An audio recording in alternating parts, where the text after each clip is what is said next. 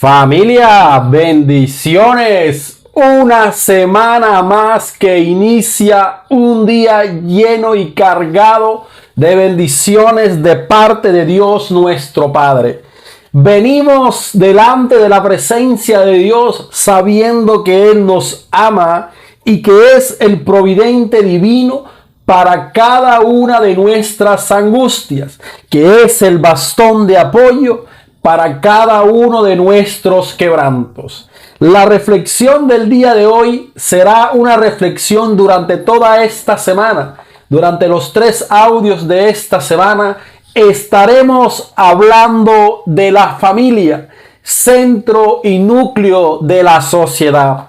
Estaremos hablando para que el Señor nos ilumine y nos muestre la verdadera importancia y la vital esencia que necesita hoy en día el mundo, es decir, una familia que tenga como centro a Cristo, una familia donde los valores y los principios reinen como reina la justicia y la paz en Dios nuestro Padre.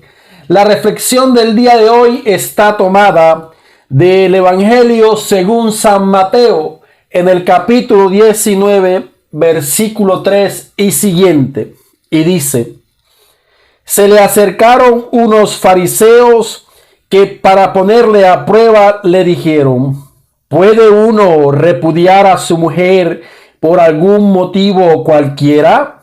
Él respondió: ¿no habéis leído lo que el Creador desde el comienzo ¿No habéis leído que el Creador desde el comienzo los hizo varón y hembra, y que dijo: por eso dejará el hombre a su padre y a su madre, y se unirá a su mujer, y los dos serán una sola carne? De manera que ya no son dos, sino una sola. Pues bien, lo que Dios unió, no lo separe el hombre.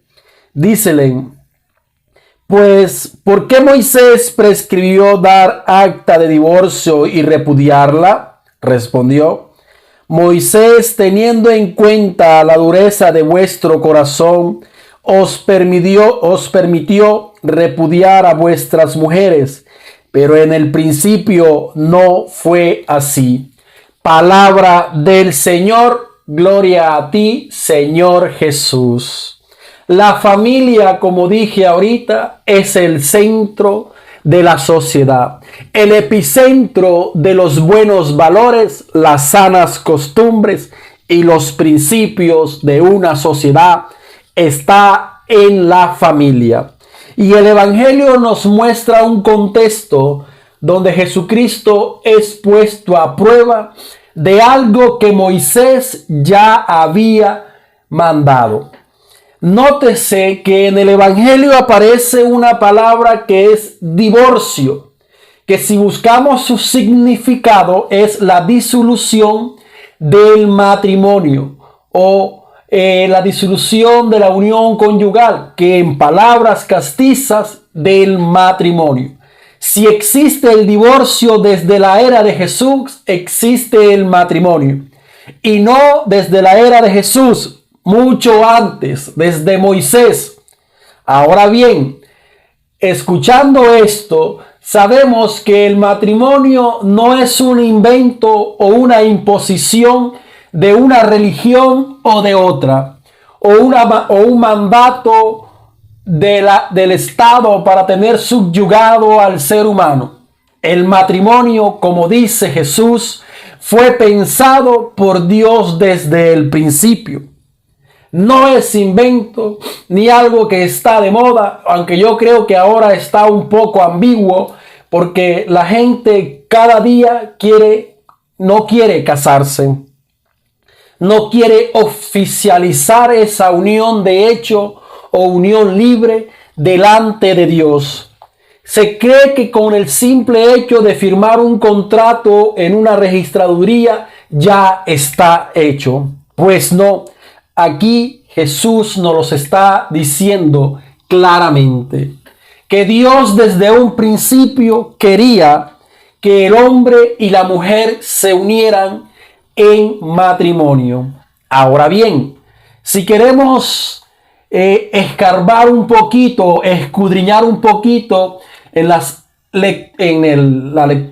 en el estudio de la palabra, podemos hacerlo en el libro del Deuteronomio, en el capítulo 20 y siguiente, capítulo 20, 21, 22, 23 y 24, que nos habla del contexto del matrimonio.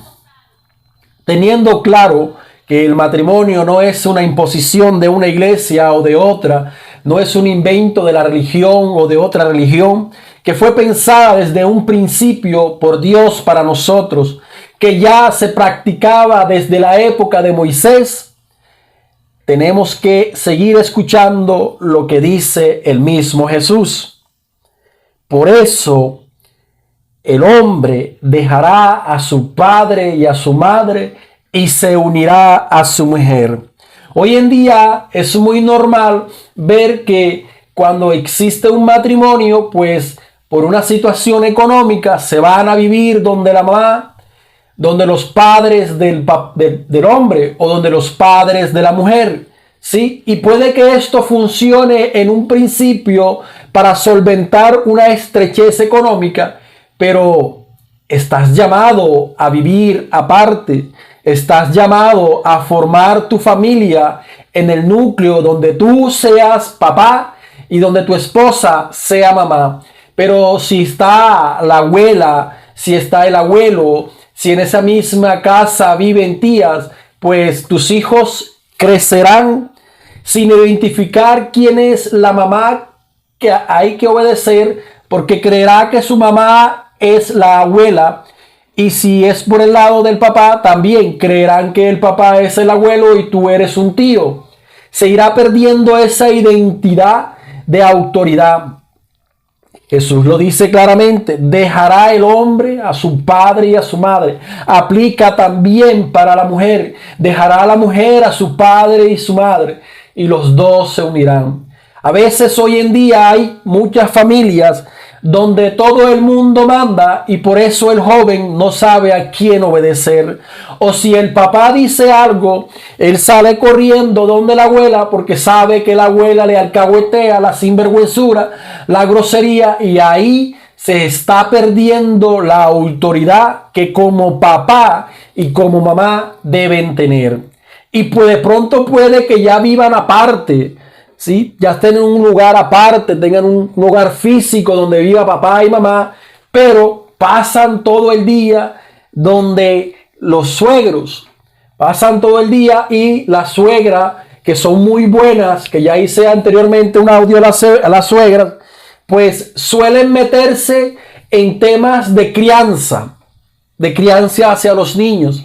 Suelen meterse en temas de que a mi hijo le gustaba que le hicieran esta comida, o porque tú no le planchas de esta forma a mi hijo, o porque tú no le compras este vestido a mi hija si a mi hija le gustaba.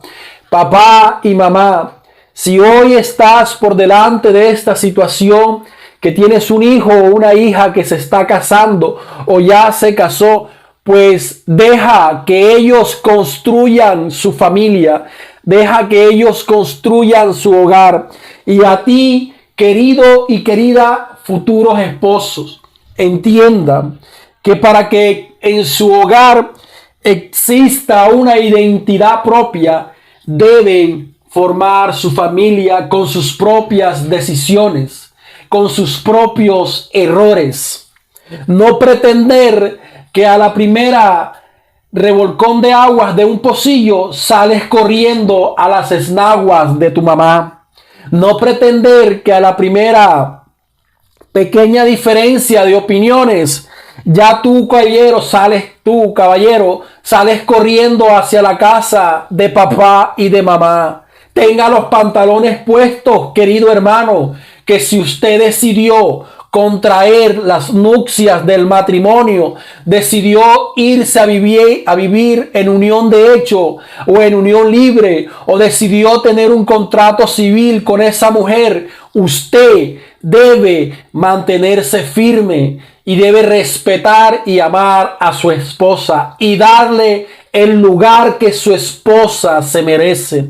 De la misma manera, mujer, debes darle el lugar que tu esposo se merece. Los dos, como dice el Evangelio, no son dos, son uno. Y por eso los proyectos y los planes deben formarse en una unidad.